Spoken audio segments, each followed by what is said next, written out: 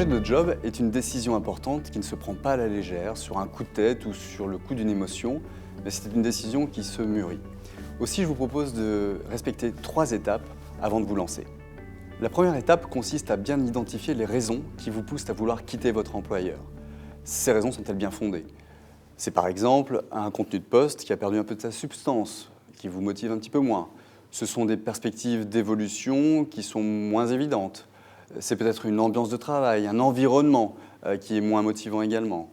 Si toutes ces raisons sont fondées, n'hésitez pas à provoquer une rencontre avec votre manager, avec votre direction des ressources humaines pour évoquer ces sujets et éventuellement identifier des solutions en interne qui permettraient d'y remédier. Si ce n'est pas le cas, à ce moment-là, vous pouvez passer à la deuxième étape. La deuxième étape consiste à identifier vos atouts et valider votre projet professionnel. Ayez une vision claire des compétences que vous souhaitez mettre en avant et également des expériences que vous souhaitez partager avec vos différents interlocuteurs. Mais par ailleurs, essayez de bien définir votre projet professionnel. Pensez au type de fonction que vous souhaitez occuper dans les détails. Pensez à l'environnement de travail que vous souhaitez rejoindre, le type d'entreprise, la taille, le secteur, le contexte de l'entreprise. Pensez également bien sûr à la localisation géographique et puis à la rémunération souhaitée. Mais donnez-vous également quelques critères de souplesse qui vous permettront d'éviter de passer à côté d'opportunités particulièrement intéressantes. La troisième étape consiste à construire votre marketing personnel, mais également à mettre en place votre stratégie de recherche. Construire son marketing, c'est bien sûr remettre à jour son CV pour le rendre attractif, mais c'est également penser à revoir son profil sur les réseaux sociaux professionnels pour se donner un maximum de chances d'être approché en direct.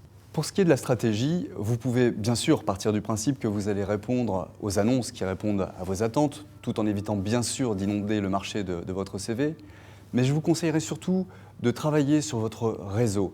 Identifier les contacts qui vont vous aider à approcher les entreprises que vous avez définies comme étant vos cibles privilégiées.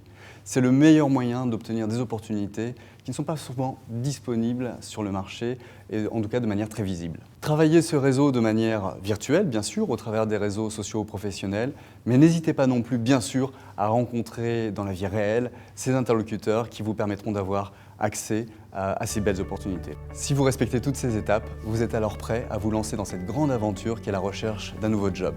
Bonne chance à vous!